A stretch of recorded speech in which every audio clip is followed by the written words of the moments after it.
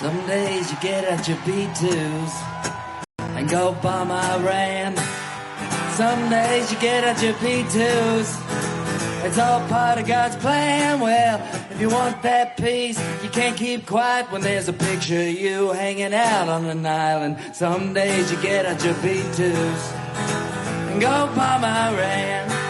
Politicians and preachers get hard as a bone when you're talking holy wars, two birds, one stone. Same playbook as 2003. Looks familiar to you, looks familiar to me. Some days you get at your B2s and go bomb Iran. Some days you get at your B2s.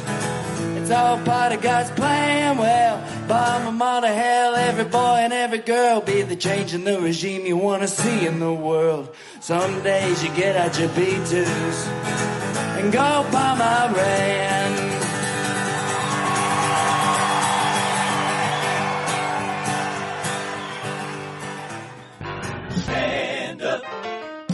There you go, Jesse Wells in North Carolina over the weekend. We are off. It is Tuesday. It's the first week of March. I'm very happy to have you here. Thank you very much for joining me. I cannot do this show without you. Thank you to all of the paid supporters. I'm here every day as a result of it. Patreon.com/Pete Dominic. You have friends everywhere if you're a member of the stand-up community. Hope to see you on Thursday night at our hangout, anytime on the Discord platform, and our next in-person gathering along with Jay Alcovan and the black guy who tips, Rod and Karen. That's April 9th through 12th in Las Vegas. Get your tickets now. There is a link at the top of every day's show notes from now until then. Hello. Where do we start today? Well, I should tell you I've got both Aaron David Miller and Bill Boyle joining me later on after a number of clips and some headlines, which I do every day. How do I do it all? I don't know, but I am in the rhythm these days, and I cannot do it without your support. So subscribe on YouTube. You can watch both these interviews there as well as Substack. Please subscribe to Stand Up with Pete on Substack and YouTube if you haven't already. My interview with Aaron David Miller starts at 40 minutes. Then my conversation with Bill Boyle begins at 1 hour, 2 minutes. But first, I have your headlines. I decided this morning I would just go around the horn and look at the headlines at the major news outlets around the country, around the world. Starting with the New York Times, where the headline is Iran escalates retaliatory strikes around the region. Drones strike U.S. Embassy in Saudi Arabia. New fighting in Lebanon. The mood in Iran's capital. Pray we make it through. U.S. sending more forces to Middle East as Iran war widens. Global economy is facing the prospect of another profound shock. USA Today. Open betrayal. MAGA clashes with Trump on Iran. The Washington Post. Israel launches fresh strikes on Iran and Lebanon. U.S. urges Americans to leave the region as war spreads. U.S. and Israeli strikes have killed 787 people in 153 towns and cities across Iran. Attack drones struck 2 Amazon Web Service facilities in the United Arab Emirates overnight. U.S. won't rule out sending ground troops into Iran. The Wall Street Journal. Gulf states in race against time to repel Iran's onslaught. Iran and Hezbollah continue fighting at Israel. Iranian drones strike fuel tank in Oman. 787 killed in U.S.-Israeli strikes, Iranian Red Crescent says. Iran's Natanz nuclear site was hit. Stock futures fall. Oil surges. The Drudge Report. 3 U.S.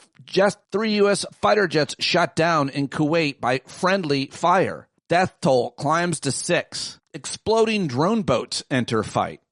That sounds fun. Iranian strikes target Gulf energy infrastructure, upping ante. U.S. aircraft leaves Spain after Spanish government says bases cannot be used. 59% of Americans disapprove. CNN. Israel hits Beirut and Tehran as U.S. Gulf allies fend off fresh Iran attacks. No warning, no siren. 6 U.S. service members killed in Iranian strike that hit makeshift operations center in Kuwait. That's where those Americans apparently were killed. Thousands gather at mass funeral for children killed in U.S.-Israeli strikes on school. And let's finish up with FoxNews.com. U.S. Embassy struck by drones in Saudi Arabia as Americans instructed to shelter in place. Israeli Prime Minister laughs off claim Trump is being, quote, dragged into war with Iran. Democrat Fetterman vows to block war powers vote limiting Trump's Iran mission. Iran launches indiscriminate strikes across Gulf of Oman. That is your morning roundup of headlines from some of the major media outlets out there. Headlines related to the U.S.-Israeli war on Iran, at least. Digging a little bit deeper, yesterday, Dumb Donald was having a Medal of Honor ceremony, and he lost his focus and started talking about the renovations at the White House and started talking about the drapes, and you'll hear more jokes about that later from the comedians. Let's take a look at the Midas reporter Pablo Manriquez got Marco Rubio, Secretary of State, who we heard from yesterday, as well as Secretary of Defense. But he got Rubio to admit that Don the Con knew his strikes on Iran were going to raise gas prices for Americans. He said, "What's your message to Americans who are concerned about causing energy prices to rise?" And Rubio says, "We knew that going in, that would be a factor, so we have a program in place that will be implemented." Okay, well, I'm looking forward to that program that they're going to implement. I guess they have all the oil hidden in some mountain somewhere, the strategic reserve they're going to let out, whichever makes any difference in gas prices. Listen, there's no program in place.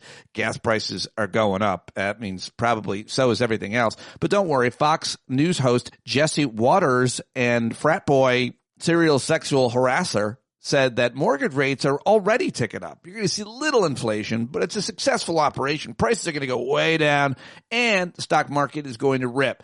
And we'll have full control over the oil-rich Middle East. Well, I'm sure that fantasy will come true. Meanwhile, like I said, the tangerine toddler returned to the White House after several days in Palm Beach. He has this Medal of Honor ceremony, and a photographer, Getty photographer, got a photo of this red rash on his neck. Been there for about a week, but it's gotten a lot worse. His hand looks pretty bad, and it was also heavily covered in makeup. But a lot of people having a lot of fun making fun of that rash as well. At the ceremony, the medal recipients and his families, he got, like I said, distracted. He's like, "See that nice, look at the drapes. When that comes down right now, you'll see a very deep hole. But about a year and a half ago, you're going to see a very beautiful building, and there's your entrance right there. In fact, it looks like so nice, I'll leave it and save money in the doors. I picked those drapes. I always like gold. I believe it will be the most beautiful ballroom anywhere in the world." What? That's what he was talking about while we're at war, while Americans are dying? Gavin Newsom reacts. 4 U.S. soldiers have tragically fallen in Trump's reckless, chaotic war with Iran. California salutes the courage and enduring sacrifice of our service members and their loved ones. But our commander-in-chief, don't worry. He's focused on what really matters, himself. And don't worry, Cittadini continued on about the ballroom. "We're already substantially ahead of time projections, but whatever time it is, okay, whatever it takes. They said the president wants to do it really quickly. After that, he'll get bored. I don't get bored. There's nothing boring about this. If I get bored, I wouldn't be standing here." What? What? In front of Medal of Honor recipients. That's what he was saying. Retired Army vet Dave Thule said, "If I were an American family who just got the news that their loved one was killed in combat, I think I would throw something at the TV if I saw this. It'll be under budget and ahead of schedule. It'll be $400 million or less." He originally said, by the way, it's going to cost $200 million. Then he said $250, then $300, but now it's going to come in, under budget at $400 million. Journalist Mike Rothschild said, "It's worth noting that Trump is putting infinitely more effort into selling his ballroom to the American people than anyone in his administration is on selling the attack on Iran." Congressman Jason Crow on MS Now. Friday night, Trump filmed this tough video where he talked about war and the cost of war and how it's going to be and how we're going to lose troops. Then he literally went behind the curtain and hosted $1 million plate dinner at a dance party at Mar-a-Lago. That tells you everything you need to know. Axios reports no president in the modern his era has ordered more military strikes against as many different countries as Trump. He attacked 7 nations, 3 of which, Iran, Nigeria, and Venezuela, had never been targeted by U.S. military strikes. He authorized more individual airstrikes in 2025 than President Biden did in 4 years. And Senator Lindsey Graham, don't worry about Lady G. He was giddy on Fox. "Cuba is next. They're going to fall. Their days are numbered." Yep, he said that. And that is your roundup of news regarding everything I could find and share in under about 10 minutes about the U.S.-Israeli invasion and war against Iran. All right, well, back here in the U.S., midterm elections are getting underway today.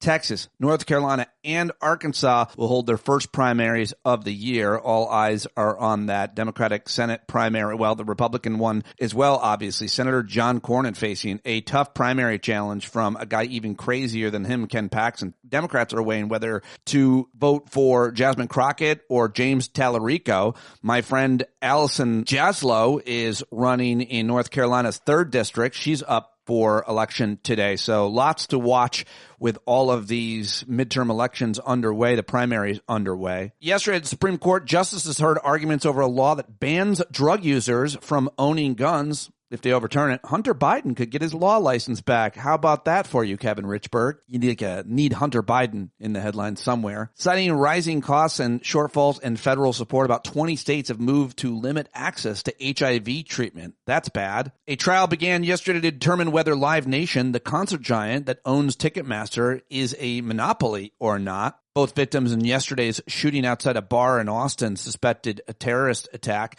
were identified now. Shout out to everybody in Austin who is listening. I hope you guys are doing all right. That sounds like a pretty horrific, scary attack. The Labor Department secretary is under investigation. Her husband has been banned from the department's building. Current and former employees talked to the New York Times about that. Bernie Sanders pitched a $4.4 trillion tax on billionaires. I like that. Everybody's going crazy, rightfully so, that the Department of Education hung a banner of Charlie Kirk outside its building. What are we doing with these banners? A couple more. The Trump administration is dropping its defense of law firm sanctions. The Justice Department has withdrawn appeals defending punitive executive orders by the president. How about that story? They got really undercovered as a result of everything else that is happening yesterday. And 3 major pharmacies are set to close. Hundreds of locations suffering from industry problems and economic pressures. CVS Health, Rite Aid, and Walgreens have announced plans to close pharmacy locations across the country. And the House Republicans released Bill and Hillary Clinton's Epstein depositions, the videos of them, and they got a lot of reaction, rightfully so. I didn't see much from Bill Clinton yet, but Hillary Clinton, I thought, did an excellent job and showed why she's way smarter and stronger than everybody else who was asking her any questions, any of the times that she's been questioned this way. Remember back when she was Secretary of State, obviously, and U.S. Senator. She handles it pretty well, and it's hard to see because we could have had a much smarter, tougher president than Donald Trump in 2016. But if you want to know why Republicans did not want to have Hillary Clinton testify live and publicly, then watch some of those videos. She's a lot more intelligent, serious, and prepared, and embarrasses all of them. All right, those are the headlines that I've gathered for you, and it's a lot. So let's get to the clips. Time for the clip show. Quickly want to thank Andy M, for his feedback. Always asking for your ideas, your feedback, your criticism, your compliments, whatever you got. Send it over to standupwithpete@gmail.com. Yesterday, Andy said, Pete, I appreciate seeing you offer more non-Western voices, especially for your clips and interviews. And then Andy made a couple suggestions. We went back and forth. But thank you, Andy. I took your advice and mark that down, everybody. You can be a producer of this show. I trust you. A lot of smart people out there listening. If you've got ideas as how to make it better, smarter, and offer a wide variety of viewpoints, I always want to do that. So let's start with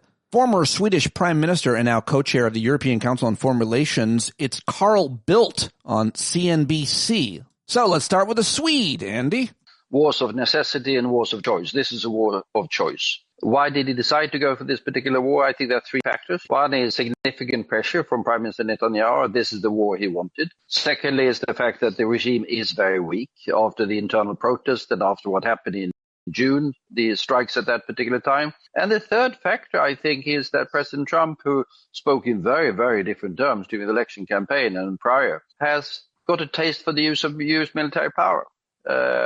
He thinks he can do things, nearly everything, with the use of military power. And I think these 3 factors led to this particular war. There was no immediate cause for the war, no immediate reason for the war. It was a war of choice. Very well said. War of choice is according to the Swedish former prime minister. Let's listen to a British guy on ITV. For the life of me, could not find this guy's name, but thought he made good points. And it is, I guess, still a Western voice, but at least it's not American. It is striking how many countries are now being drawn into this quagmire, into this extraordinarily widening conflict.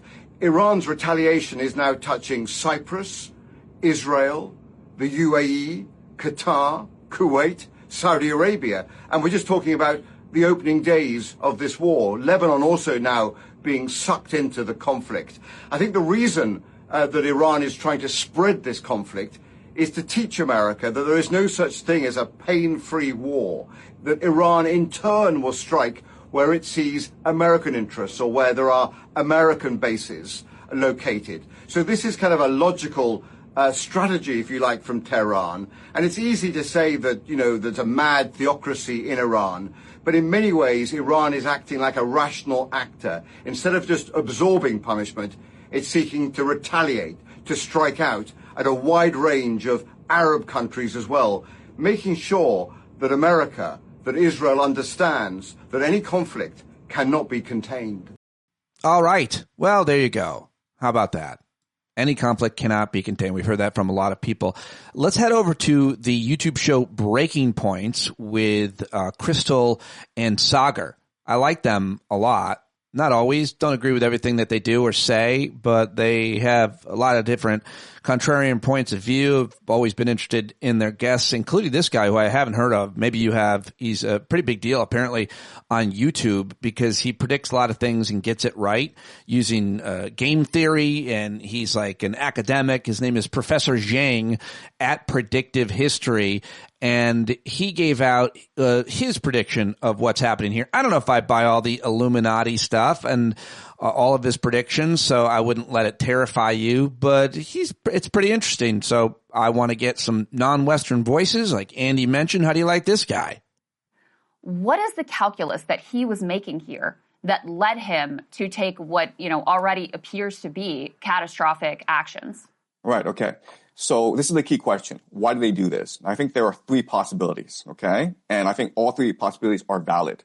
The first is the idea of hubris. If you look at history, this is how empires behave.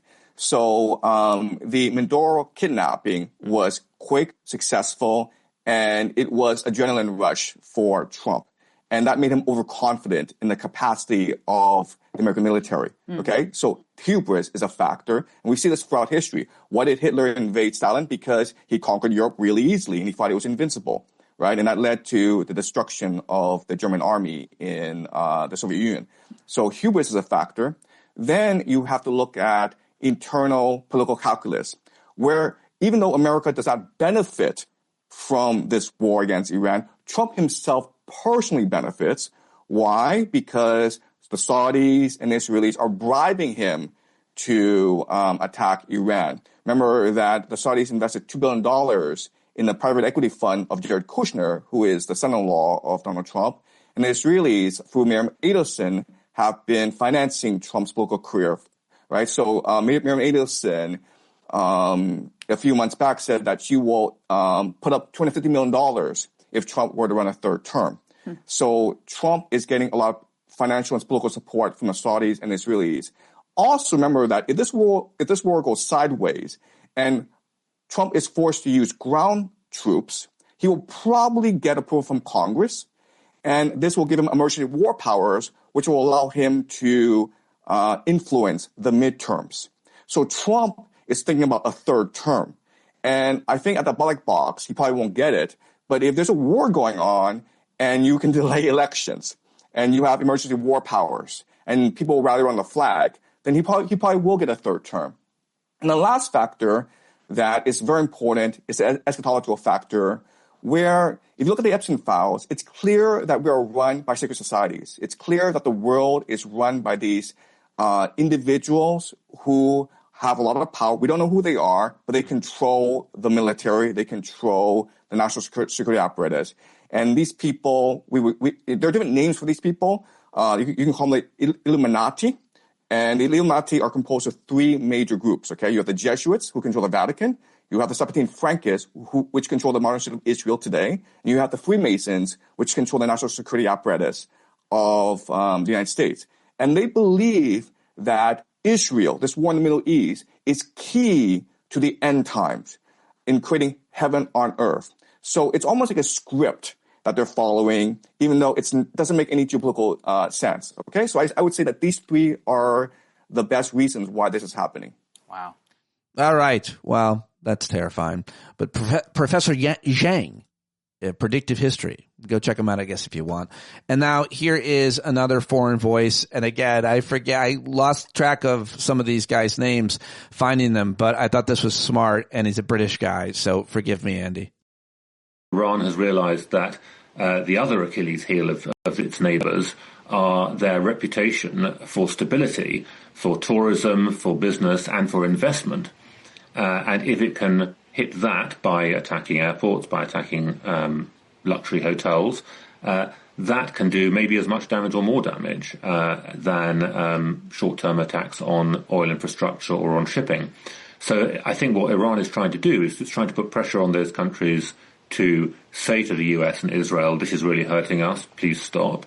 But also, if there is retaliation, if Gulf countries feel they need to retaliate against Iran because of these attacks, of course, that then puts them, from a political point of view, it'll make them look closer to Israel. That brings them risks with their own populations, and Iran will be seeking to exploit that as well.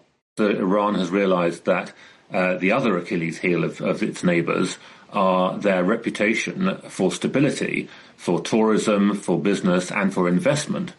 And if it can hit that by attacking airports, by attacking luxury hotels, that can do maybe as much damage or more damage than short-term attacks on oil infrastructure or on shipping.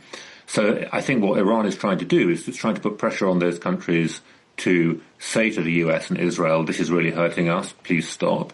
But also, if there is retaliation, if Gulf countries feel they need to retaliate against Iran because of these attacks, of course, that then puts them, from a political point of view, it'll make them look closer to Israel. That brings them risks with their own populations, and Iran will be seeking to exploit that as well. How about that? There you go. Well, here's Glenn Greenwald, a voice I haven't played in a long time. He was on Piers Morgan. I don't disagree with anything that he has to say here. I don't love the way he talks ever. It gets my blood pressure up, and this music isn't helping. But here it is.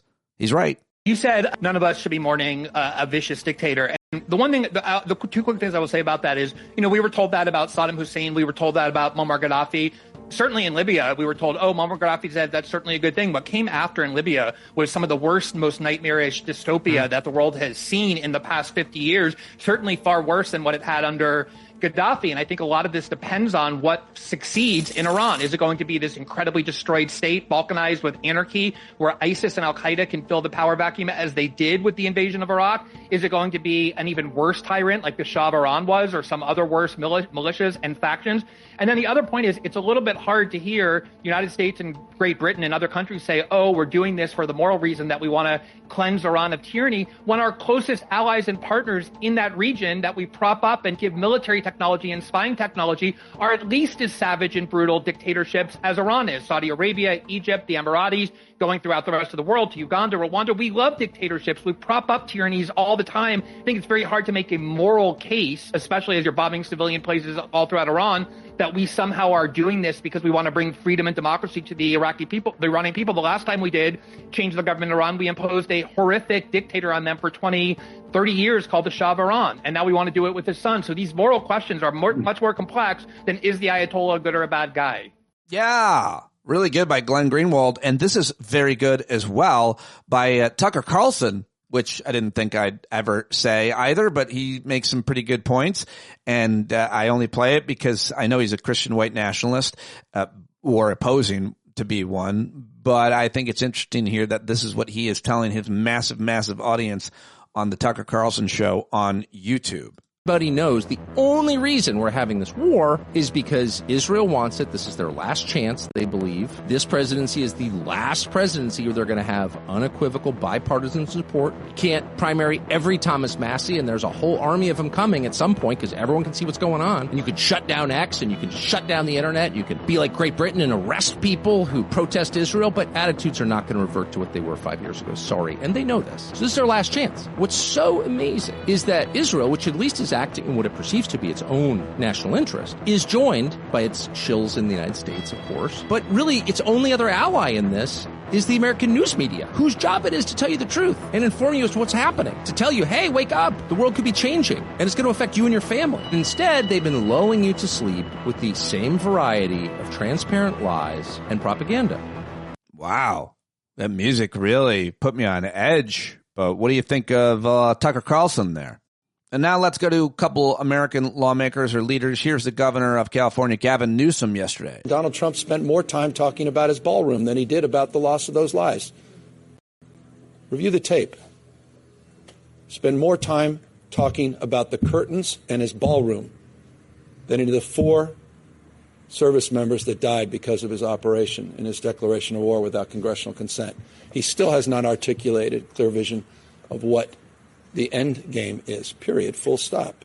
Oh, I love it when he gives a period, full stop. Beautiful, Gavin. Okay, let's now go to Senator Mark Warner, who is a high-ranking senator. He's on the Intel Committee. I think he's the ranking member. Here he is. I said before, I've said now, there was no imminent threat to the United States of America by the Iranians. There was a threat to Israel. If we equate a threat to Israel as the equivalent of an imminent threat to the United States, then we are in uncharted territory. We have seen the goals for this operation change now, I believe, 4 or 5 times. A week ago, it was about the Iranian nuclear capacity. A few days later, it was about taking out the ballistic missiles. It was then, in the president's own words, about regime change. It was then about regime change, and now we hear it's about sinking the Iranian fleet. This is still a war of choice that has been acknowledged by others, was dictated by Israel's goals and timelines. Israel is a great ally of America. I stand firmly with Israel. But I believe at the end of the day, when we are talking about putting American soldiers in harm's way, when we have American casualties and expectations of more, there needs to be the proof of an imminent threat to American interest. There you go. How about it?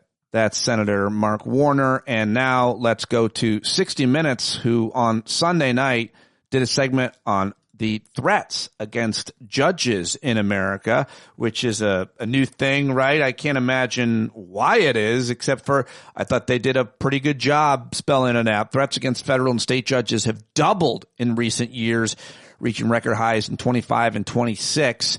And they did this segment, which I thought was interesting. I forget which judge this is. Judge John Jones. And the whole segment's great, but here's a little bit. In very plain English, if we're not careful, we're going to get a judge killed. It's just that stark. It's that serious. It's that serious. Judge John Jones is a retired federal judge from Pennsylvania, a George W. Bush appointee. He and 55 other retired judges were so concerned they formed a bipartisan group to lobby the White House to stop demonizing judges. This is such a toxic environment where people are taking arms and can identify where a judge lives, can strike out against that judge or the judge's family members.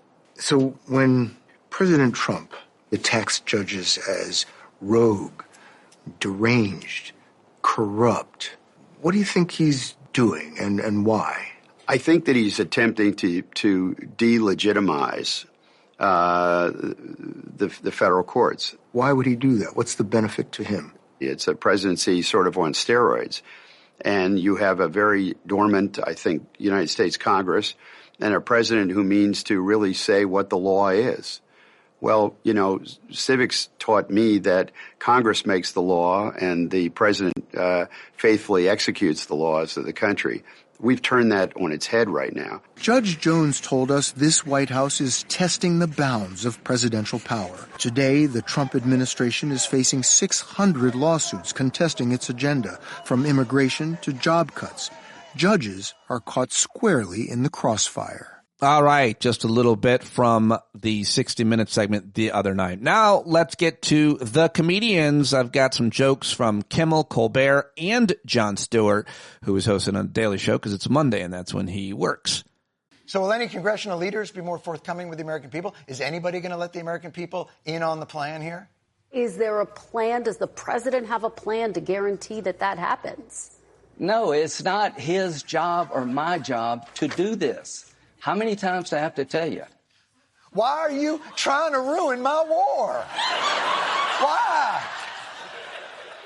I just started and I'm having such a good time. I bought a new suit and shiny shoes. The kind you put a nickel in for good luck in my war. Now, if you excuse me, I have some celebrity canapes and a lime Ricky with my name on it. Good day. I said good day. This is Trump's America. Maybe I'm old-fashioned. But even regimes I disagreed with respected the American people enough or felt some obligation to at least lie to us in prime time. Did anybody get filled in on this? An Israeli military official I spoke to told me that there were thousands of hours of planning between U.S. and Israeli military officials. Oh, anything for the bombing buddy Bibi. You told Israel more than you told us. But like giving a hand job on your birthright trip, it was a secret that stayed in Israel.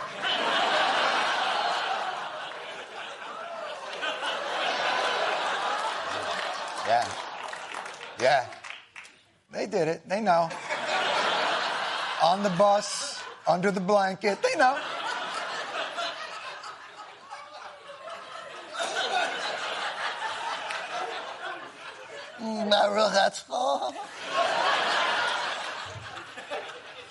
But all this parsing is meaningless in the first place.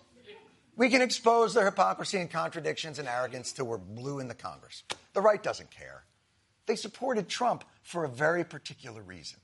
A vote for Kamala Harris is a vote for war. A vote for Donald Trump is a vote for a man who wants to end wars. The president has a commitment to peace, frankly, unlike anything we have seen. He is the great deal maker, the art of the deal. He can negotiate the end of wars around the world. He is America's deal maker in chief. He leads from a position of securing peace through strength. That's why they voted for him. The doctrine, peace through strength. And now they support Trump for a very different reason. The president's not afraid to take action with hard power when necessary. We have a president that has finally shown the strength and boldness that is needed. The Iranian government found out what the Trump doctrine is all about, and that is mess around and find out. Donald Trump has the guts, the balls, and the vision to do things that nobody else will do. I'm going to leave the balls thing alone for now.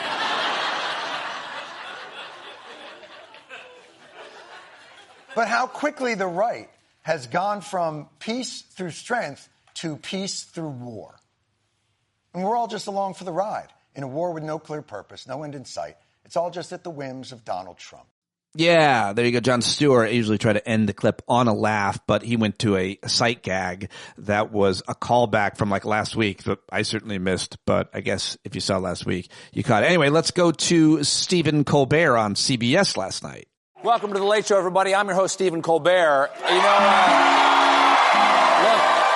I don't need to tell y'all what's going on. Over the weekend, the United States and Israel conducted a massive bombing campaign against Iran. We now face an unpredictable and unstable situation that brings me to my long-running segment.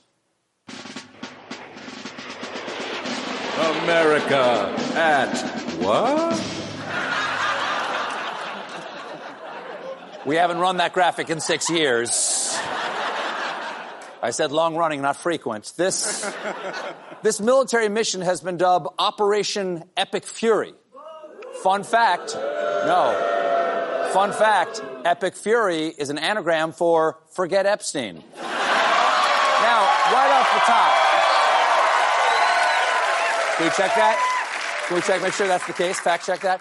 Now, right off the top, I want to point out that an open-ended war of choice in the Middle East with no clear exit strategy or defined victory is where I got on this train. And in the last 25 years of talking about this stuff on TV, I have learned not to stand up here and say, like Moses on the mountaintop on day 3 of a new war, whether this is going to be a good or this is going to be a bad. But I will definitely say that we have no clear idea where this is going or why it's going there. Now, say what you want about George W. Bush, and I did. Okay? He sold. That guy went out there. He sold his Middle East war. That's what the W stood for. Middle East. He was not a smart man. He went to the UN. He went to Congress. He gave speeches for a year leading up to it. He sent Colin Powell to the UN with a vial of what appears to be country time lemonade. Just this much could have refreshed everyone on the Security Council. Compare that to the present POTUS 6 days ago. He gave what is officially the longest State of the Union address of all time, and the subject of Iran was a drive-by. In a 2-hour speech, he gave it 3 minutes. The man's had longer farts. But whether or not he explained the need to the American people beforehand, the fact is we're at war. Or we're not. Because according to the Constitution and the War Powers Act, only Congress can declare war, and he never got approval from Congress. But he did say this. The lives of courageous American heroes may be lost, and we may have casualties. That often happens in war. So it is a war, which means it might be an illegal war. And now Congress is going to punish him by voting to give Trump war powers after the Iran strikes. Just as good. Don't worry, honey. I'm going to put the condom on right after we have sex. Although, admittedly, that might make it a little more difficult to get on.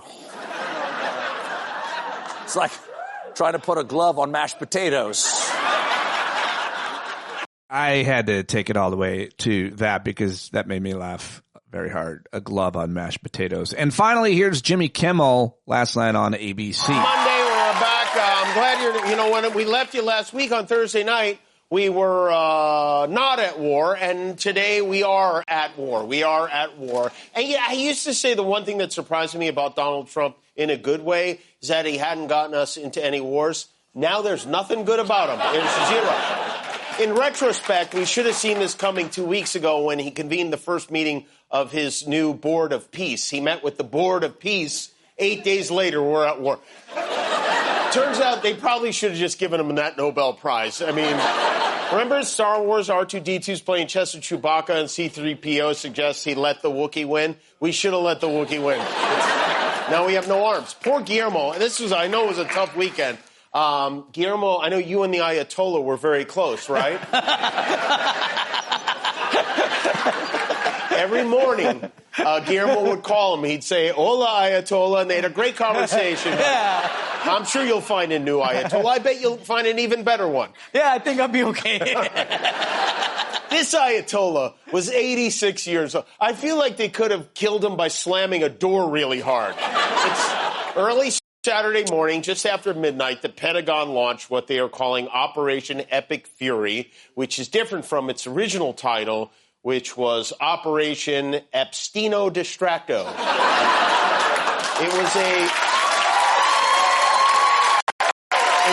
sophisticated military strike. They did it in concert with Israeli forces. It required intense secrecy, which is why Donald Trump watched it unfold from his membership-only beach resort in Florida, from the very spot on which, just 2 months ago, Vanilla Ice performed on stage with a Ninja Turtle, just as the prophecy foretold.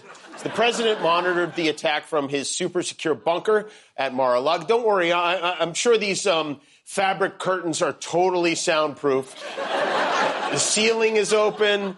Trump probably just came in from the golf course. He's sitting there. He's sweating like a yam in a hat. And for whatever reason, they released a photo with a map in the background that revealed all the Iranian-American target locations, which surprises me. It's not like them to be sloppy.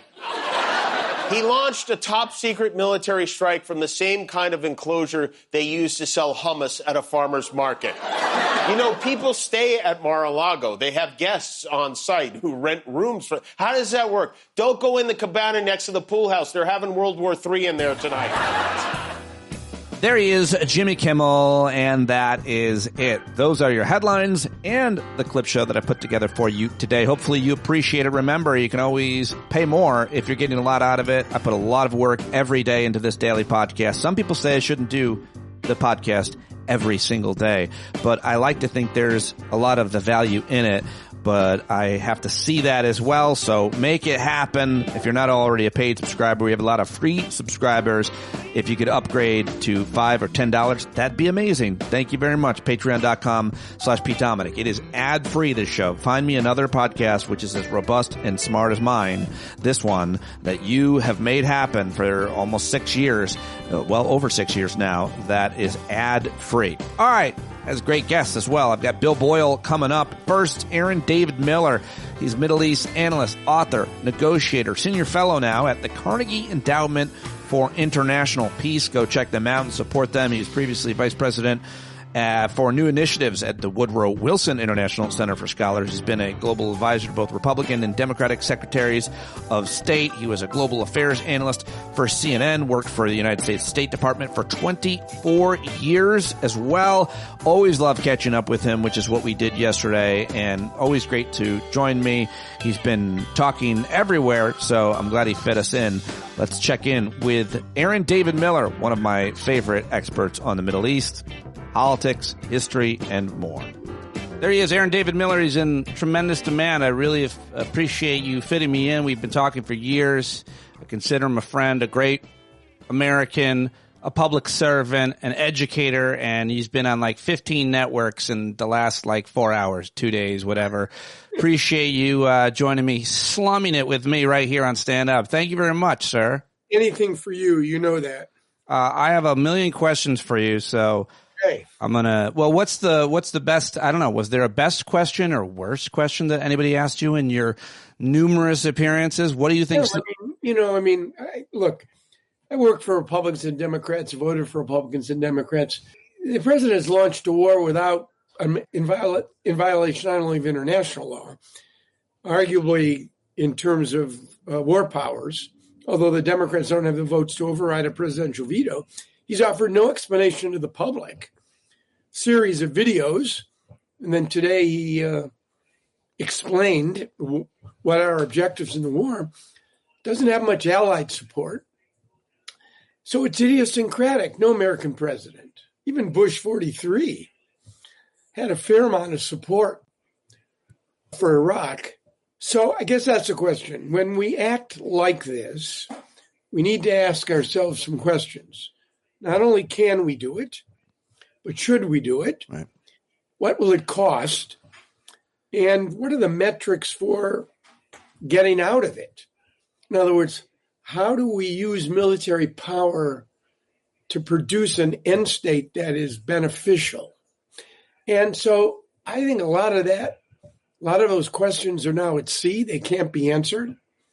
I find it amazing that he has gone now from, in fact, the CNN performance earlier today, he did not mention regime change. Right. And Pete Hegseth and Raisin Cain, chairman of the Joint, they didn't talk about it either.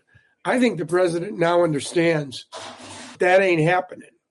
And he's got to find another set of explanations to justify what could be a very messy several weeks ahead.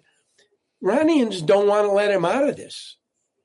I think they are not interested in a short war. I think they're calculating their escalation. You've seen oil prices, they're up to 73. The Gulf is very unhappy. You've got Iranian strikes against civilian targets in the Emirates, particularly in the Emirates, and in Qatar and in Bahrain. The Straits of Hormuz are not closed. For all practical purposes, they're closed. The Iranians have gone after a couple tankers. So I think they want this to continue for a good while longer. And that puts him in a difficult position, I think. Overwhelming military superiority, control the skies, escalation dominance. And I don't want to forget our Israeli friends, who also, like the Iranians, want this war to continue. The winner right now, if you had to pick one, ain't Donald Trump. It certainly isn't the late Ali Khamenei. It's Netanyahu, because he's cemented his relationship with his good friend Donald, whom he needs to get reelected this year. More popular in Israel than Netanyahu is Donald Trump. He's shifted the conversation from anything remotely resembling Gaza or Palestinians, and he's demonstrated the power, reality, of the Israeli military's capacity and intelligence organizations. I mean, I know what the campaign announcement or commercial is going to be. He killed Yahya Sinwar, head of Hamas, architect of October 7. Right. He killed Hassan Nasrallah, head of Hezbollah. And now he's killed Ali Khamenei, the 86-year-old incarnation of evil. So he's a winner, assuming you don't get any mass casualty attacks in Israel. Netanyahu's political stock goes up as a result of those triumphs and more, I guess. Yep. You mentioned Khamenei. The K is silent. It was silent. He's dead. But talk to me about who he was, what he represented, and what it means to the Iranian people. Very curious to hear from their point of view that he's dead. The old analysis used to be that even though the Iranians were divided, I remember when Obama was president, during the revolution there, they didn't want Obama to even make a statement of support for the revolution because anything from America would unify them. We wanted them divided. I feel like that analysis is probably still very true. The Iranians divided against the regime, the theocracy, wanting more enlightenment, obviously, and democracy. But does the attack and the assassination somehow unify them? Is that analysis still in place? I mean, I think had January not occurred, late December, January, when you saw hundreds of thousands of Iranians out in the streets, protesting initially over economic deprivation, but it's expanded. And even by the president's own math, in the State of the Union, 32,000 Iranians were killed in a matter of days by the repressive powers of the IRGC and the Basiji. The Iranians say it was like 3,000. Trump says it's 30,000. The Iranians say it's 3,000. If it's somewhere in between, it's still bad. And there's a bitterness and an anger and a hollowing out of any kind of political legitimacy for the regime. Now, there are reports, I haven't seen them independently verified, that the Israelis or the Americans hit a school, girls' school. A lot of kids were killed. I don't know. And in the middle of a war, Pete, it's hard to know.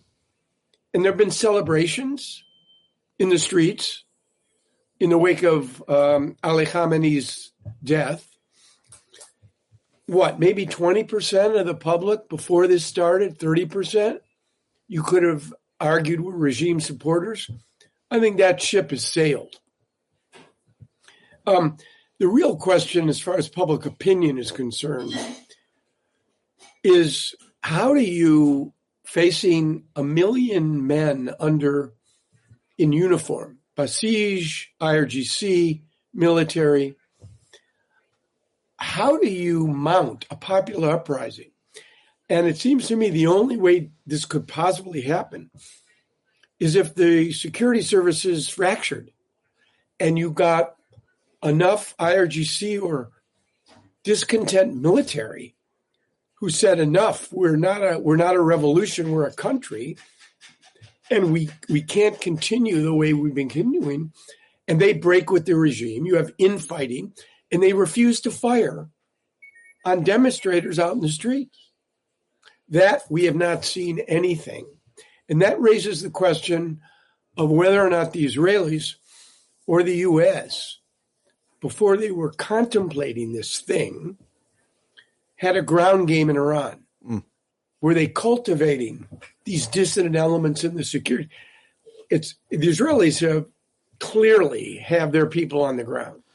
Yeah, I mean, the June war, if you needed any indication of the virtual penetration of Israeli intelligence on the ground. You had it in June, and you had it again now with these decapitation strikes in the first hours of Saturday. So I don't see, the war would have to end. There'd have to be some dust settling.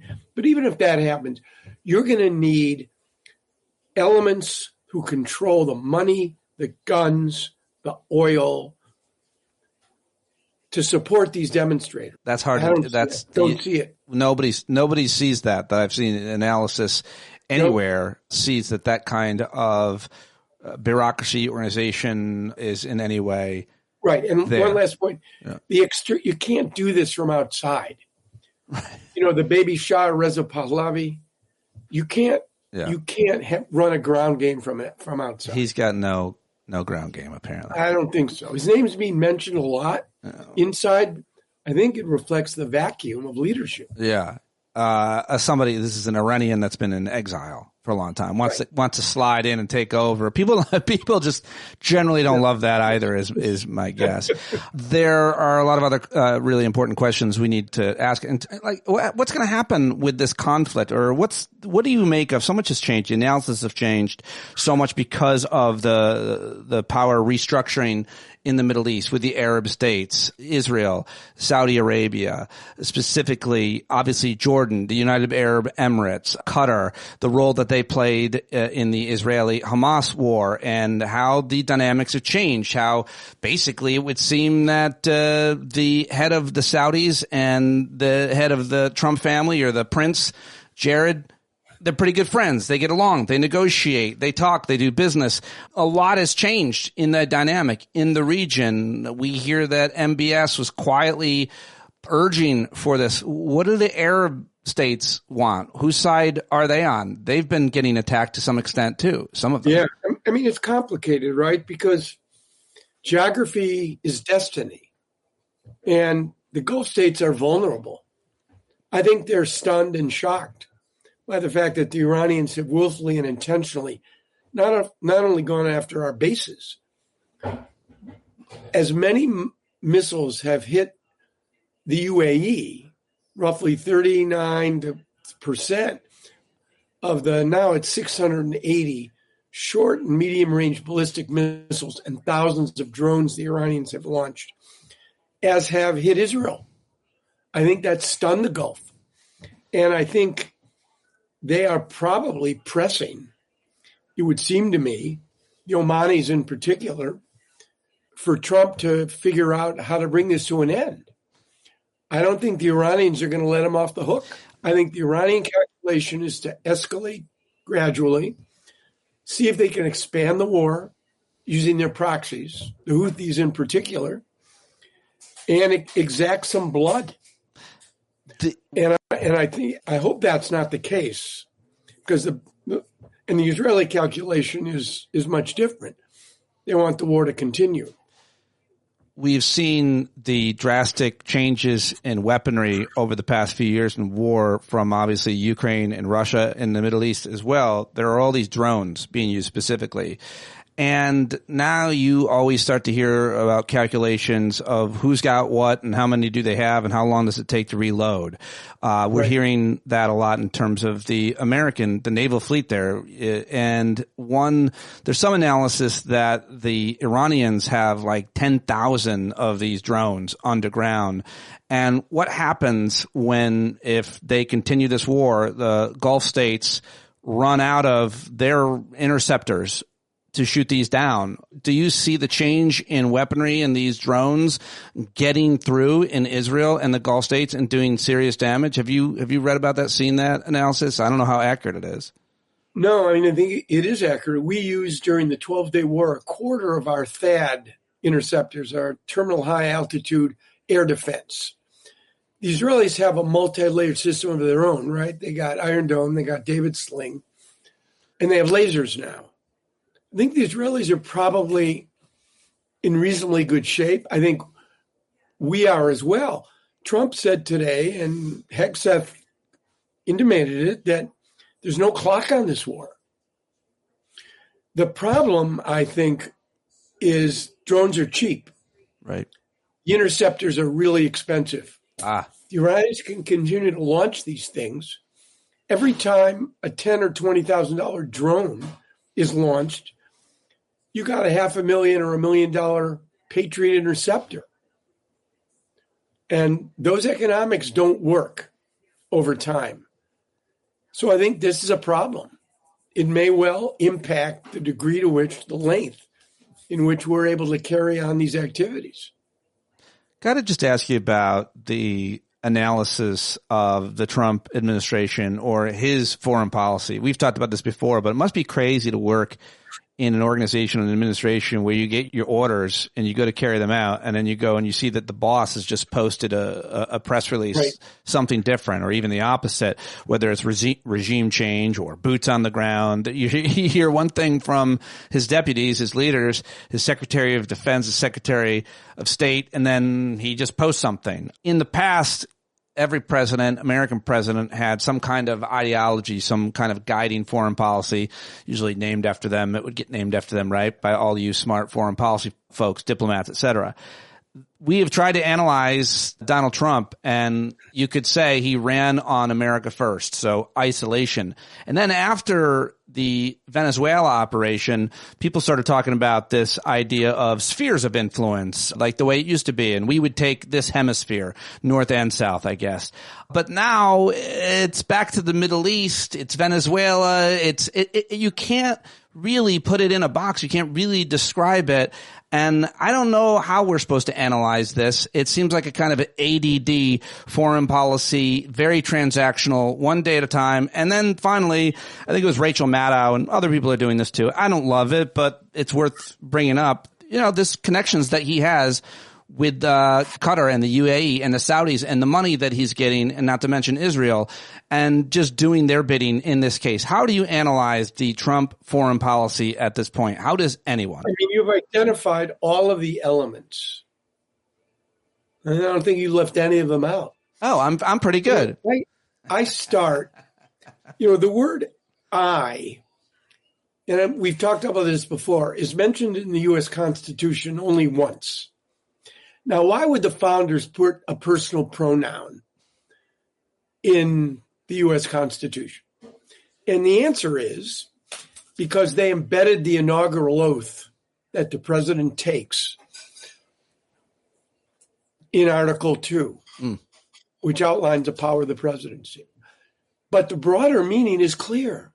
The document is subordinate to the people, to popular sovereignty. You have a man, you said America first. I don't think that's his. It's him first. It's me first. Yeah, it's his. It's a guy who cannot. He is constitutionally unable to turn the M in me upside down. So it becomes a W in we.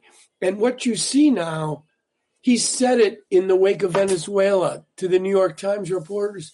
The only constraint on me is the, quote, morality, unquote, of my own mind. Yeah. Yeah. That was a real upsetting. You said, I've resolved 8.5 conflicts. Yeah. I've engaged in a degree of corruption and self-dealing. Unprecedented. I've turned the White House into an ATM machine. My Middle East envoy, who is my team, I'm writing about this in foreign policy. Hopefully it'll be up soon.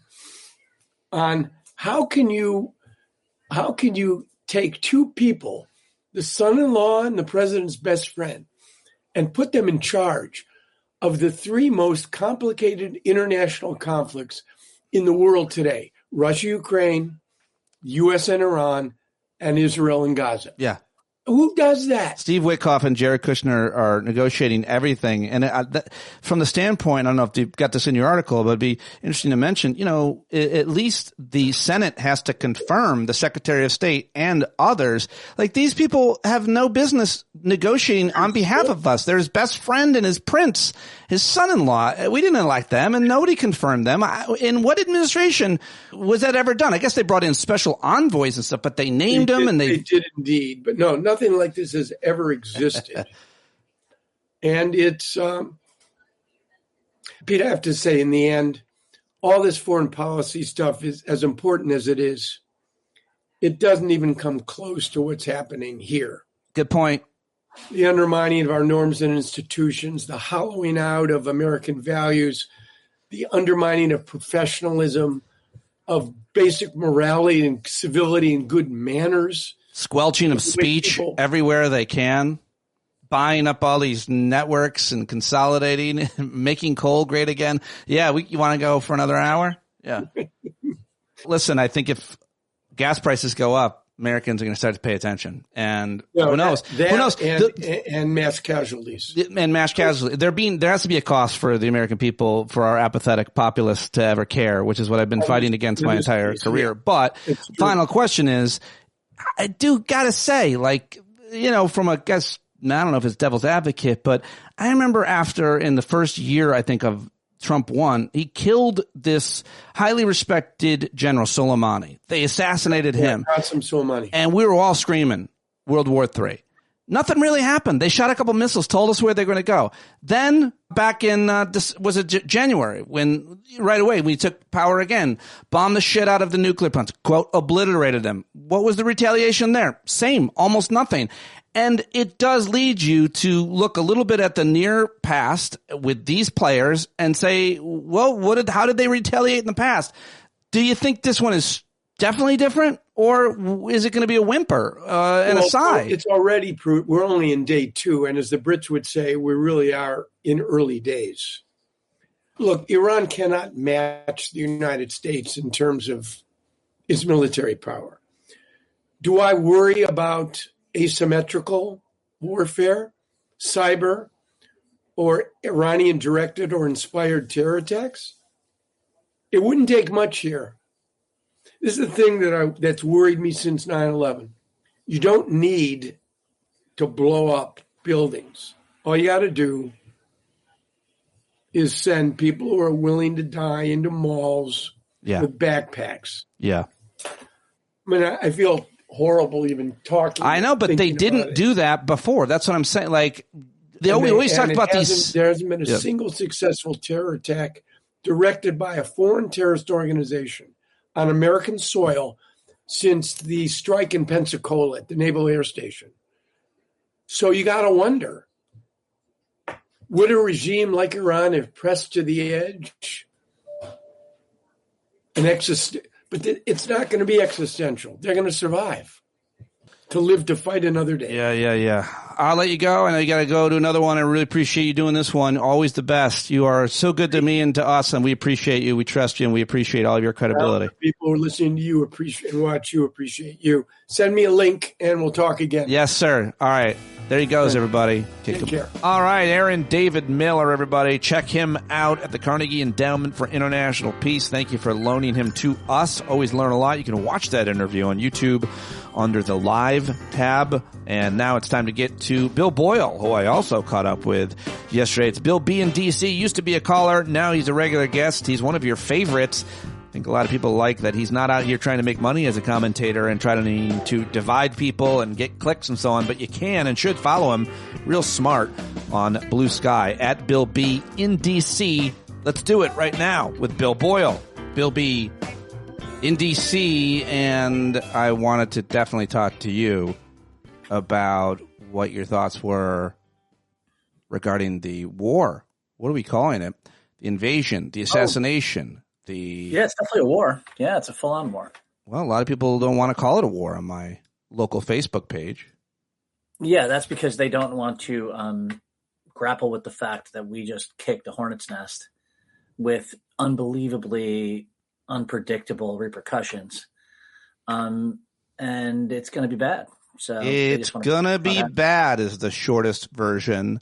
Now, a lot of reasons I like to talk to you about any number of things, but just give folks listening or watching a kind of idea of how much you've been reading and following, what kinds of sources and alternative sources that you've been referencing internationally, domestic. How do you take this all in? And you've been watching this conflict, obviously, for years. You know a bit about the region, but how are you taking it all in?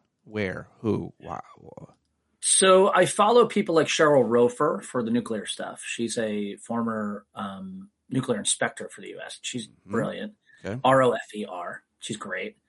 So I just to kind of get a sense of what's actually happening with the Iran nuclear program rather than the bullshit you hear about it on all different sides.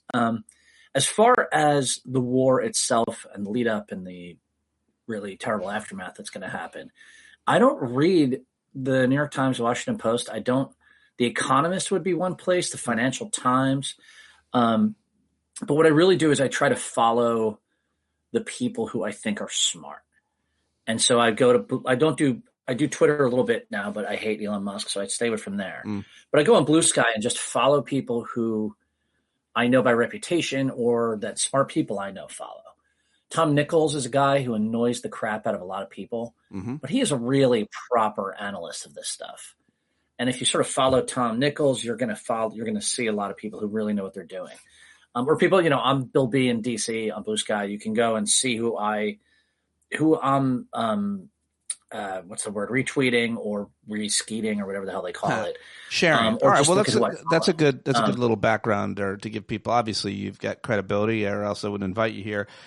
You are one of the people who I think a lot of listeners love to hear what you're reading, what you're taking in, and sharing and thoughts. You've often predicted things in these foreign policy worlds are going to go bad or good, but really it's very unpredictable. It's always very unpredictable, and I think that's important to mention. I think you can predict this is going to go bad. All right, let me just try this one out for you. Trump won. He assassinates Soleimani. Hardly any blowback. Then Trump 2, he attacks the nuclear sites, obliterates them. Hardly any blowback. Attacks Venezuela. It's successful. Why wouldn't this be? It looks this way. The perception is that there's no blowback. The perception is that it doesn't cost us anything. Put it that way. It doesn't cost Americans anything. I think that's probably the metric we should generally measure by. This one, we've already seen that there's at least 6 Americans dead, more wounded. We've seen gas prices going up already. There's going to be a cost. There has been a cost. There's going to be a cost for the Gulf states. We're seeing that already. Obviously, there's going to be a cost for Israel. But why is this different than those other scenarios I mentioned where there really wasn't a lot of blowback, and there certainly wasn't seemingly any immediate cost for the average American, and so we can look away? So I would say let's just dismiss Venezuela really quickly. Venezuela, all we did was get rid of the lead Chavista and put the number 2 Chavista in power. Venezuela is going to remain a rotten country, the rotten government that's just been, the people will get mistreated, and all the issues that Venezuela has will continue, and those issues destabilize their neighbors, and also their neighbors like Colombia, who before Trump was an ally of ours. They look at the United States, and our trustworthiness and our probity and intelligence are declined even further in their purview. So in other words, everywhere else, every other country that we want to work with, we now pay a higher diplomatic, economic, military cost. That's Venezuela. And by the way, we literally re-entrenched one of the worst dictatorships in the Western Hemisphere. Now, if you think that's low cost, it is for you and me today. But these things always come out. Right. We can talk about the long term, and we can look at history, and we can look at where our military adventures or intelligence measures overthrew governments. And I think the question that needs to be asked, the one I'm hearing the most, is what comes next in the short term or the long term, so that we can look back and say, hey, was Afghanistan worth it? We kicked the shit out of the Taliban, and then they came back, and then we left, and we had thousands of Americans lost and billions and billions of dollars spent. Yeah. So we in our lifetime have scenarios, and we could go before our lifetime. So it seems that's the question. What comes next? Right. And so I am distressingly often referring to the Chinese parable of the kid who falls off the horse and breaks his leg, and everyone says that's terrible, and he says, we'll see. Right. And then it follows the various things that come after that. Yeah.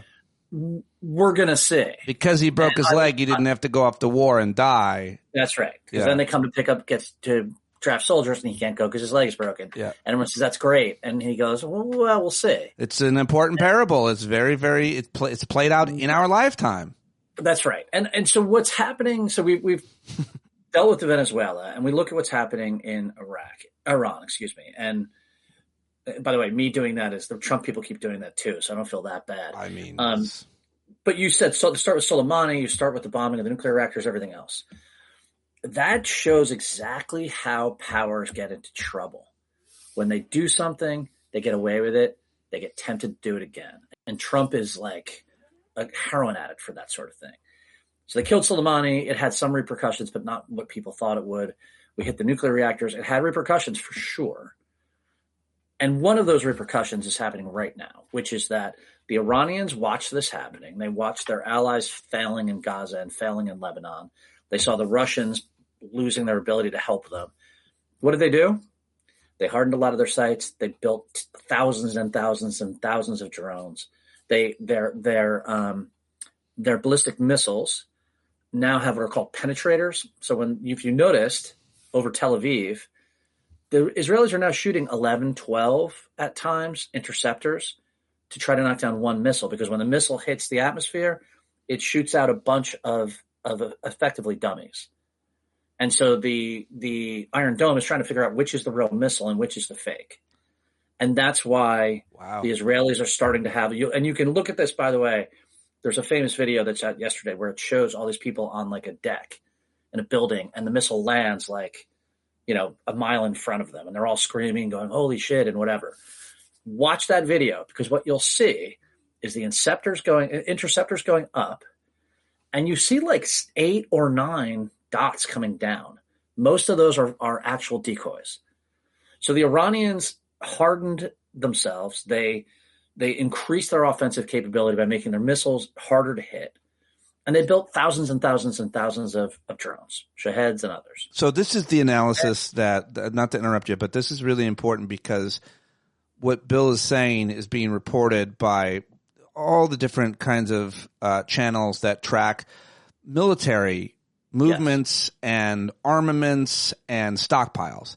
And guys like Jack Watling, people like that, are going, look at that video and go, oh, shit. The analysis that seems to be that these experts are coalescing around is that we can blow up all their long-range missiles, but they have all of these drones that they've built, and we're not going to be able to fight them as effectively. Plus, our missiles cost like $1 million, and their drones cost like $20,000 or $50,000. So you're hearing this argument about attrition, and we're specifically talking about armament. Who's going to run out faster? I mean, is that? Am I articulated? Am I framing that? So Oman has 4 days of interceptors left.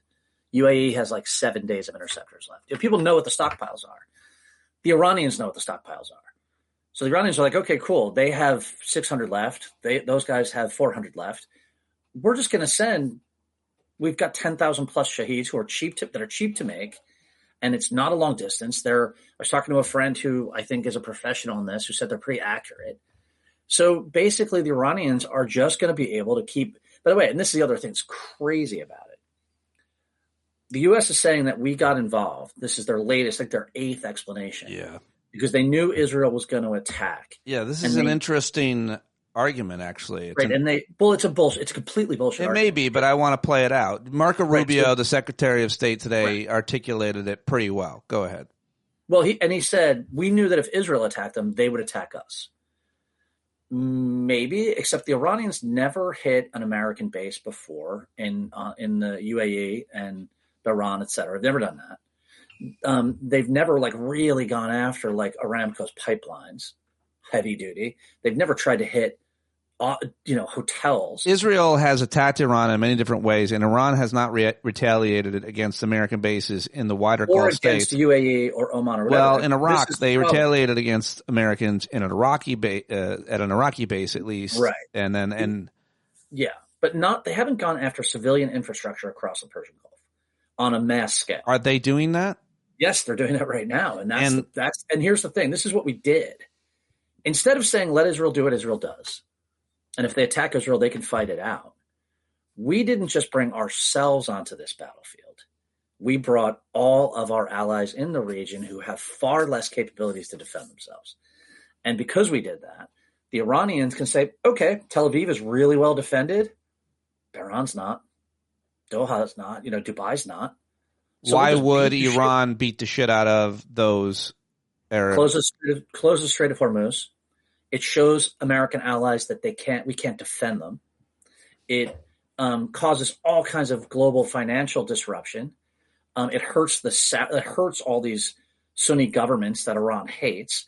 And again, it shows that the U.S. went to war, brought all these people with it, and didn't really think through protecting and defending them. Well, and what that means is that every American ally and everything, as long as Trump's in the White House, is now going to fear this. Japan, China attacks Taiwan. Japan's going to go, do we really go for this? Because Trump is literally telling the UAE to go fuck themselves when they're asking for new missiles. The UAE? UAE is saying, hey, we need interceptor restocking. And the US is like, no, sorry. Can't help. So what are analysts saying about how sure they are that how this is going to play out? I mean, the Iranians are going to attack civilian infrastructure in these other Arab states, in the UAE, in Bahrain, and more, and wherever they can reach, I guess. And how sure are you or analysts that they'll be successful? And how sure are you that we won't be able to stop them and destroy their abilities to launch these drones? I mean, it's quite possible. Anything's possible. Let's be clear. Well, so look at the war in Ukraine, because the war in Ukraine is the other war where this has happened at scale. The Ukrainian complex of defenses is immense and multi-layered and multi-capable. Ours is basically expensive interceptor missiles and using jets to shoot them down. Now, the interceptors are good, but and a place like UAE is like a 92% interception rate right now. But when they run out of the missiles, you now are intercepting 60% with jets at best, and then you're seeing hits on downtown Dubai every day. And you just destroy that economy. You don't have to invade. You have to do anything else. And this gets at what I was about to say before. Soleimani, the nukes, whatever. We were not saying we're going to kill the regime off. When you say, okay, we're going to kill the regime, and in the middle of talks, like we Pearl Harbored Iran again, because we did this, Trump did this before. In the middle of talks, we killed their leadership off. So if you're the Iranians, why would you negotiate? Well, they're not now. They certainly have. Of course, Larijani told the White House 3 times in one day to go fuck themselves. If Iran has zero benefit to negotiating, none, zero. And we didn't even do this with the Japanese at the end of World War II. After we had nuked Nagasaki and Hiroshima, the Japanese said, we want to surrender, but we want to keep the emperor. And we said, okay, fine. Like there's no logic to this, because there's no upside for Iran. There's none. And the bottom line too is that we consolidate the anti-American elements in Iran. There's not a revolution happening. And if it was going to happen, it would be happening, I think. And a lot of people who would help to overthrow the government can see that we killed 100 and something girls in a school. Yeah, allegedly. I want to believe that didn't happen. I think there's footage of that. I mean, I think that and as you know, I avoided touching that for a day. But now you can find footage of it. You can find footage of us hitting a hospital. Yeah, I don't trust any footage anymore. But I mean, the reporting on that, I think it's been independently confirmed. It has been verified. Yeah, and you can. By the way, Iranians aren't going to sit back and go, "Did they?" So when you say that I just want to make sure that we highlight something you just said, because as I said to Aaron David Miller, I know you were watching earlier, I said that the argument has always been that the American government, American leadership can't overtly and publicly support any kind of popular revolution in Iran because it will not help. It will hurt. It will create unity. And we want division. We want those young people to stand up for their freedom and for their rights the way we have to here now in America, by the way. And if America puts its finger on the scale, even says anything, it will backfire. And so what you're saying is if we do that now, it'll consolidate the Iranian public against us. But also it sounds like you're saying, and this doesn't need to be an expert to understand this, when an American or Israeli bomb kills a bunch of young girls in their school, that is going to turn public opinion, much less Iranian opinion, against us if it wasn't already. Yes. I mean, I'm saying that's already happened. All of that's already happened. Mm-hmm. And here's even a more egregiously stupid thing about this. Trump, one of his third or fourth swing in the last 24 hours, that's sort of explaining what they're doing or what they want. He was like, oh, well, we killed off regime figures that we wanted to take over the government. So you honestly think if some of the people we were planning on having take over, we killed them. So imagine if I'm a democracy activist in Iran, and the president of the United States is bombing the shit out of my country, and then he's like, well, we'll just put like they literally said the Iranian Republican Guard Corps, we just want them to be part of the government too. Like, why the fuck would I put my neck out for that?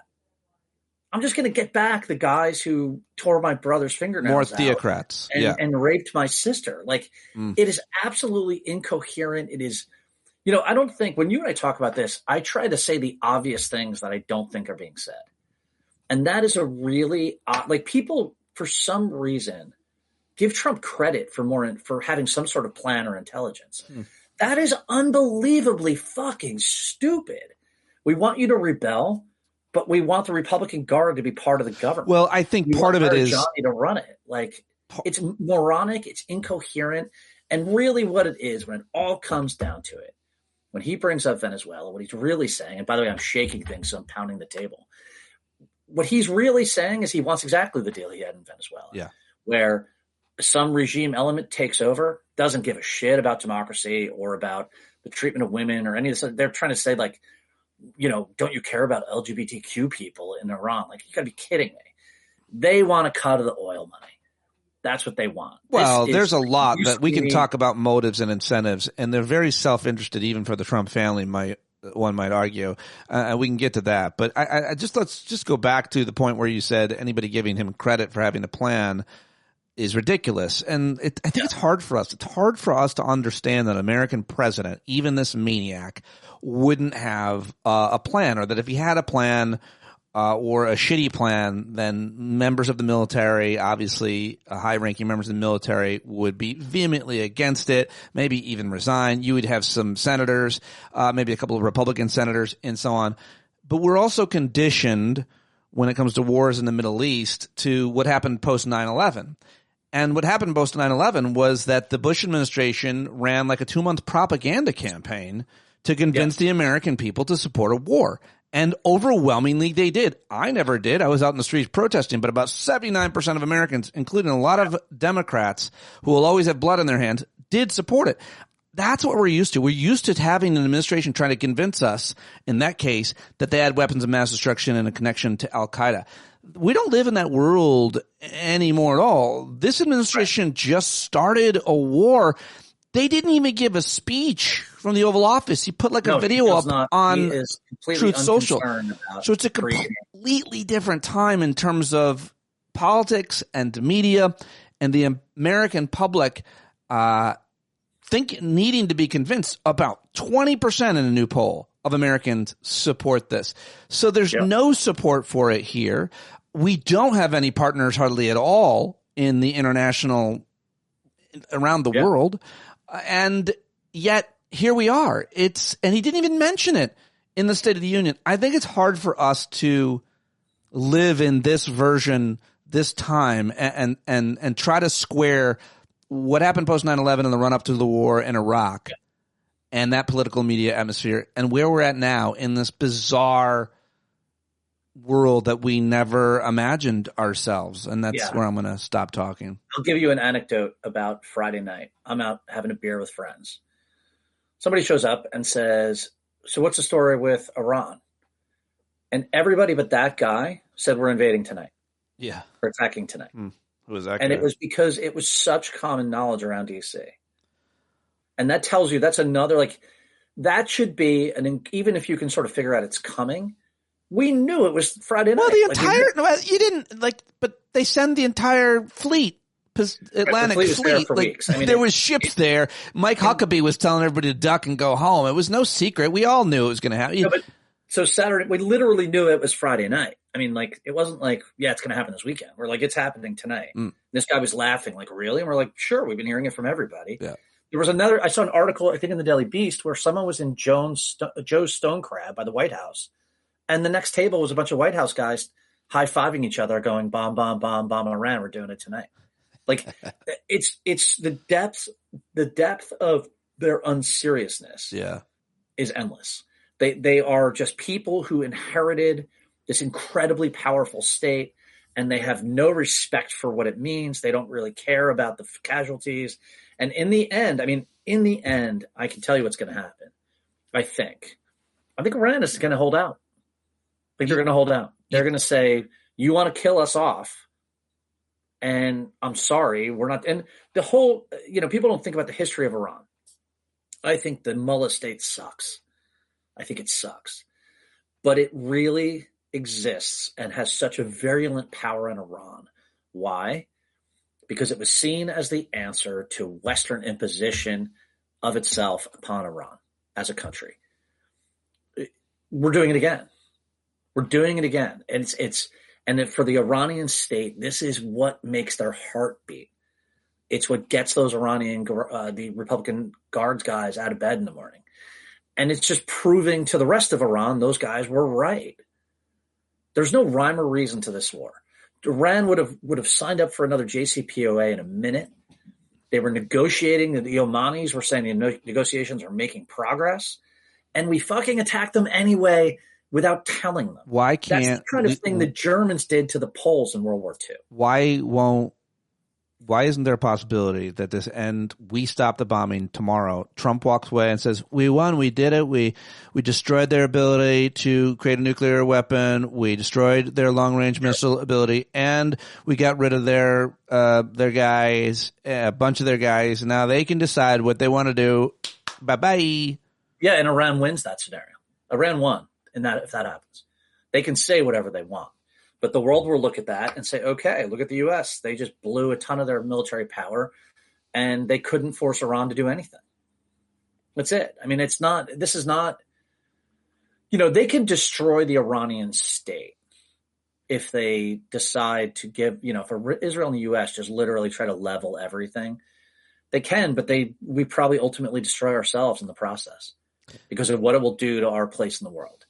And I don't think that if you're Iranian at that point, to destroy the Iranian state, they're literally going to be like having to carpet bomb Tehran and other cities. And then Iranians will spend the rest of history trying to get back at us for it.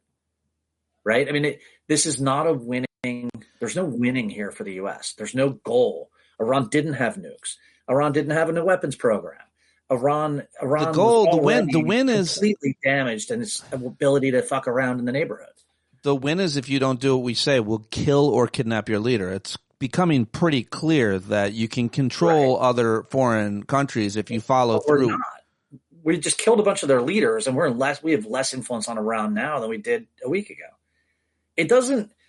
The cemeteries are full of indispensable men. The Iranians will go and adapt. They will decentralize their structure if they have to. And they will figure out a way to do it. They're doing something right now already that is really smart.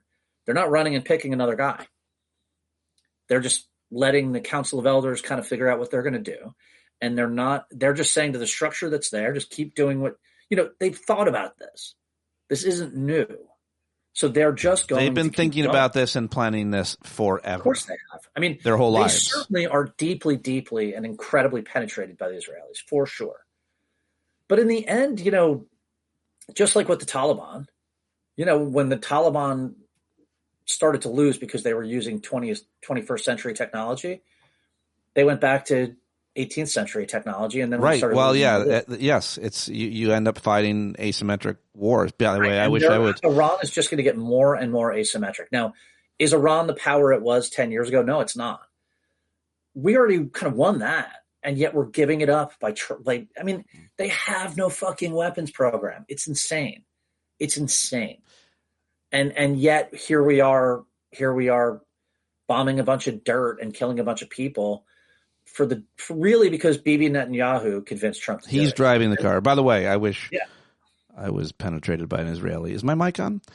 Back to that. I mean, he's in charge. He's driving the ship, it would seem, as somebody Think said. about how crazy it is that the dependent power of Israel is telling the superpower what to do.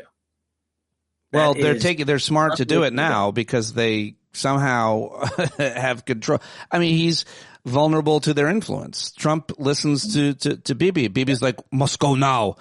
Well, we have. By the way, I was just reading a thing today where someone was saying, you know, people in America, they're afraid to say that it's like the people who voted for Trump are stupid. And I just want to sit here and say to whoever listens to this, if you voted for Trump, you're a fucking moron. Wow, yeah. Because there's 6 dead Americans today and a lot of dead other people, and you have personal responsibility for it. You voted for Trump, your hands are bloody because it was obvious he was going to do something like that. I mean, and you should send your kid is all. Send your kid. Which they won't. Yeah, right? I posted on my local MAGA page. 6 Americans are dead. We shot down 3 of our own $90 million F-15s, and gas just crossed $3 a gallon for the first time since November. Who wanted this? If you support this war, send your kids to fight it, and definitely send Barron. And it has triggered the MAGAs. It's hilarious. They all love to put up a snapshot of me yelling while I'm on CNN as a reaction. I will tell you that this war is actually broadly unpopular with MAGA people too. With MAGA people as well. I mean, I don't even want to get to the conversation of what this means for politics, other than what a lot of smart people are saying is that Trump wants a war so he can declare, that we're not going to have elections. The reason that he is. What do you think of that theory? In part. Rachel Maddow floated a whole bunch of theories the other night that annoyed me. Did you hear that clip on the show? I host a show. I always tell people Rachel Maddow got into MSNBC because Tucker Carlson brought her there. Oh, wow. And I think that's you don't like Rachel Maddow. Wow. No, I mean, her politics I tend to agree with, but she is a show woman who kind of does the same sort of bullshit, just in not as she's just not a fascist freak. But, God, I got all excited about making fun of her, and I kind of lost my train. Well, did you? Just to the saying that it's going to have some effect on the midterm elections, right? So the reason they didn't bother to make any sort of argument, or one of the reasons, besides just sheer fucking laziness, is John Gans at Unpopular Front, who that's somebody I think everyone should. That's a Substack you should belong to. Okay. And Unpopular Front, John Gans, Marxist intellectual, extremely smart. He's buddies with Jamel Bowie.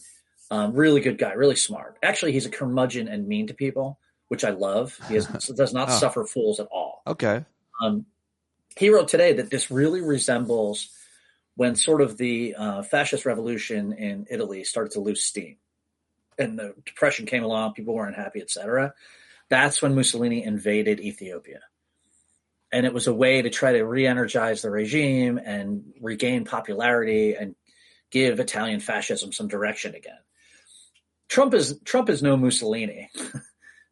And I mean that as an insult, hilariously. But it's the same impulse.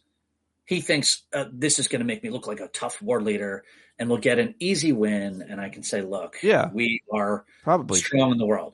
His problem is this is not Venezuela. It's not going to be an easy win. It's unlikely to be a win at all. He can just say it's a win. But again, Pete, that's the thing. Like, people think Trump is fucking magic and he's not.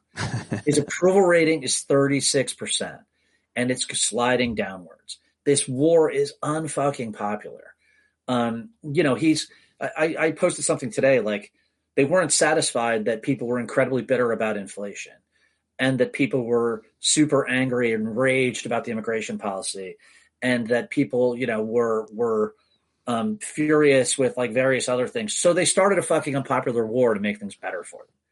That's the level of brain power going on here. This is not a genius move. And I know it's weird to say that about Donald Trump, but it's not a genius move. It's fucking stupid. And it's going to hurt them more than it helps them.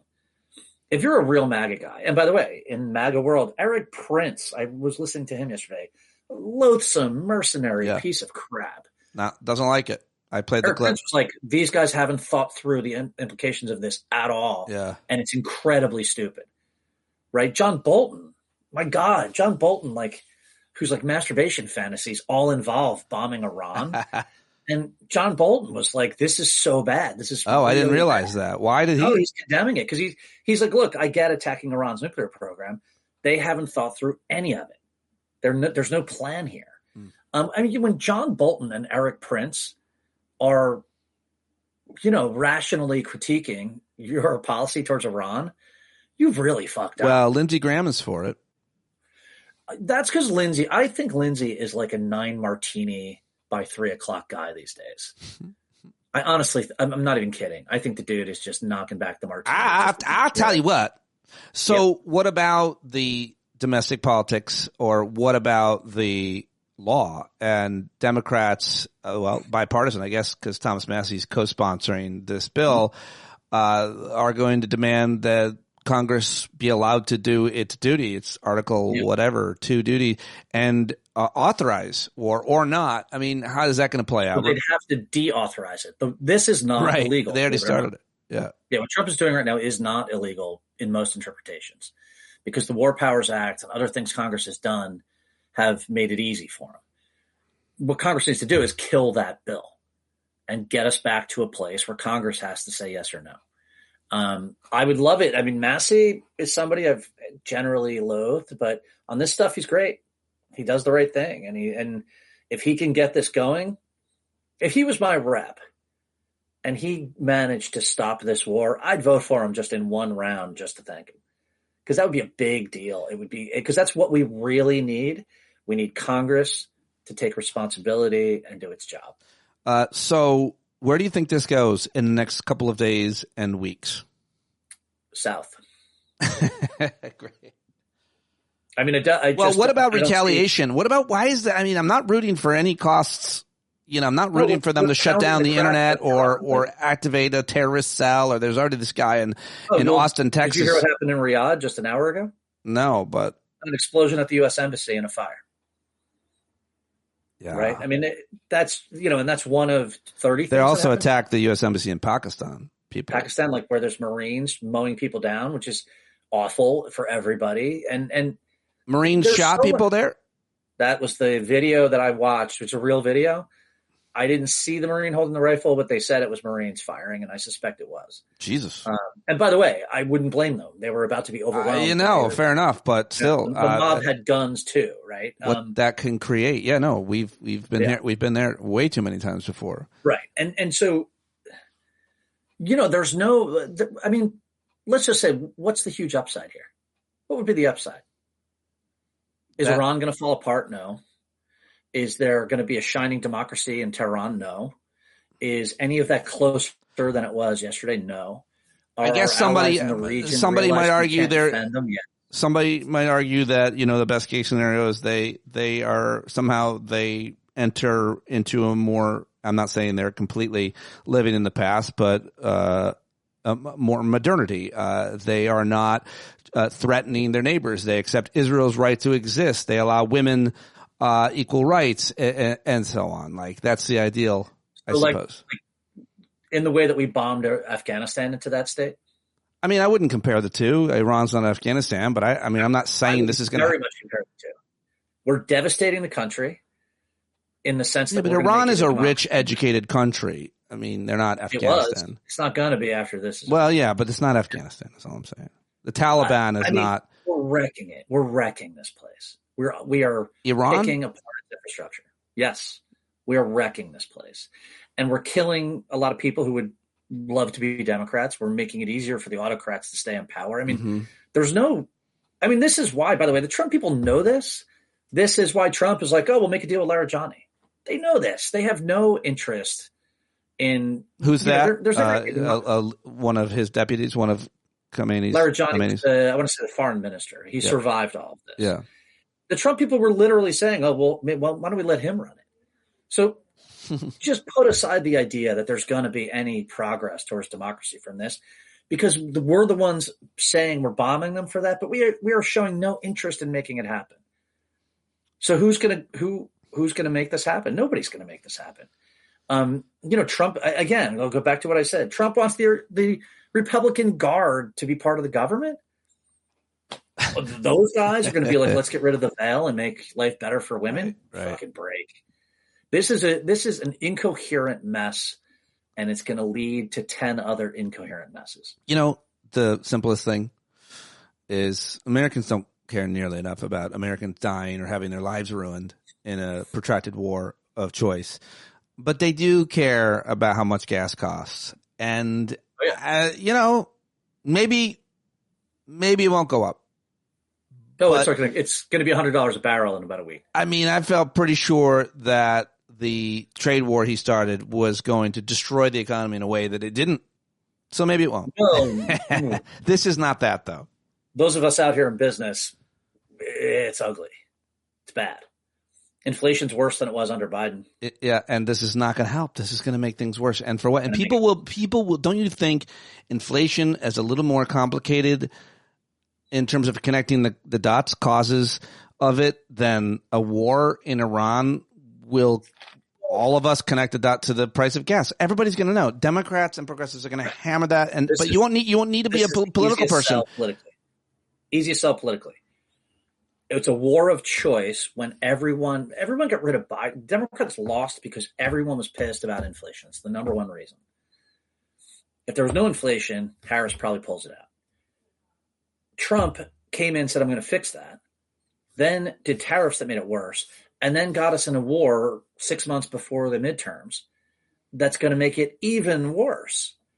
And then did the immigration raids and everything else that made labor costs even worse. Like, Trump just has no sense at all. Like, he's making all of the things worse that Americans wanted him to fix. And I think in the end, ultimately, he's going to try to steal the midterms. And I think that's why he just doesn't care. I think he thinks, I'm going to declare martial law and just say sorry. And I don't think that works, to be clear. But I think that's what we're looking at. And I by the way, like the way these guys are projecting strength and everything else, I could very easily see us a year from now talking about how Trump just isn't even showing up for work in the morning and they've just given up. They lose the House and let's say they lose the Senate or the Senate ties. This administration's over. And by the way, I read today some pretty sharp analysis that this Texas primary, there's primaries in Texas, North Carolina, and other places, big deal. Is going to have a huge effect on the overall Senate. And I don't know what people are predicting, but I feel like I said that if Tallarico beats Jasmine Crockett and becomes the nominee, they're going to have a harder time beating. Well, the analysis is that he'll be harder to beat. Right? Is that the conventional wisdom? Harder to beat. Okay, so anyway, either way, they're gonna. And if what's his name? Paxton. If Paxton wins, he's a lunatic and a troll and a. Bottom line is, John Cornyn, if he was just the nominee, they would have no problem probably winning. Right. But because Paxton could be the nominee, Tallarico has, and the most important detail about it was they're going to have to spend a lot of money there. Yeah, where they wouldn't be able to spend, although they do seem to have as much money as they want. I don't think money matters the way it used to. But if Texas, anyway, that's a really interesting primary. That'll be tomorrow. And what's the other thing I want to ask you about? That primary is weird because no one knows what's going to happen. No one knows. Yeah, nobody knows. The numbers are all over the place. People I know who like follow Texas, they're like, it's so hard to say who's showing up. But what is happening? A lot more Democrats, since it hasn't been since 2002 that in the primary more Democrats showed up than Republicans, and Democrats are blowing Republicans out in the primaries as far as the number of Democrats voting. On top of that, Harry Enton said something interesting about this. He said every time this happens, where the party, whichever party shows up more in any state, if like the Republicans or Democrats or whatever just showing up like crazy versus the other side, they always win the House back. And he's like, what you're seeing in Texas just says Democrats are winning the House. Well, and that's it. That's going to be really interesting tomorrow. But I do think that with the price of everything staying high and going higher, especially gas, with the Epstein Files scandal going nowhere and continuing to come out every day, and this war, those three things have turned a whole bunch of prominent conservative right-wing MAGA people who are very influential against him, from Tucker Carlson to Marjorie Taylor Greene, and the average American as well. He's lost in every single category. And so what I'm trying to say is, like, MAGA fever is to a certain extent breaking. That brand is splintering, and it's going to have probably no momentum. I mean, people are turning away from this guy in the ways we expected they probably would. But as a result of the war, the price of everything, and Epstein, he's lost it. Well, one more thing that I think is fascinating about it is, in the process of all this happening, what has happened is that everybody, Tulsi Gabbard, J.D. Vance, all these people who said, I am really for X or Y, have had to eat their words. And that is a really big deal, because these people all are going to want to run for something later.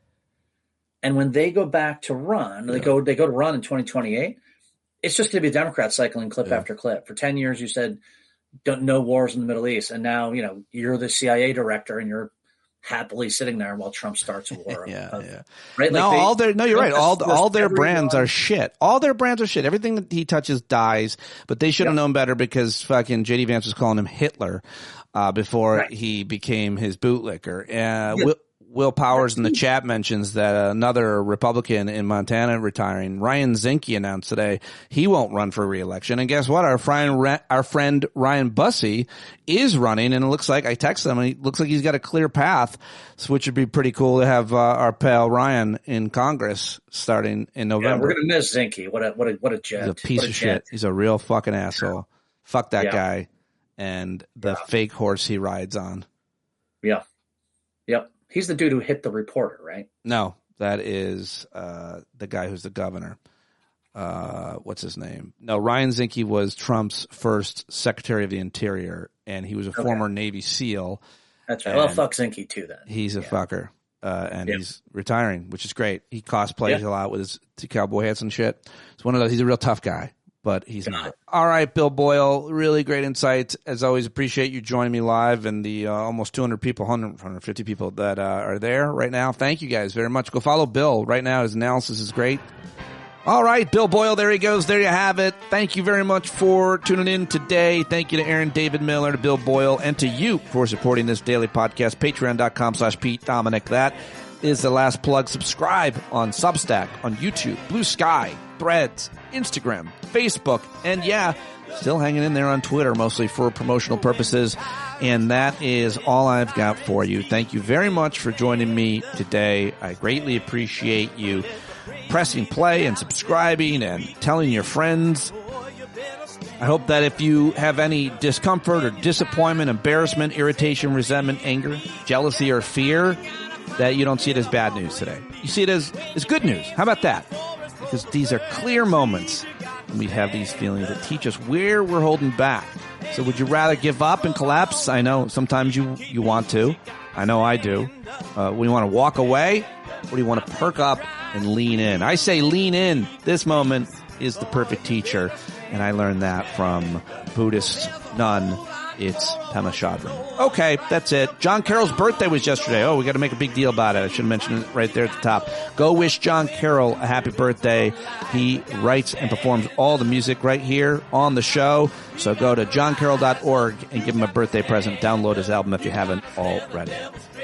Talk to you tomorrow.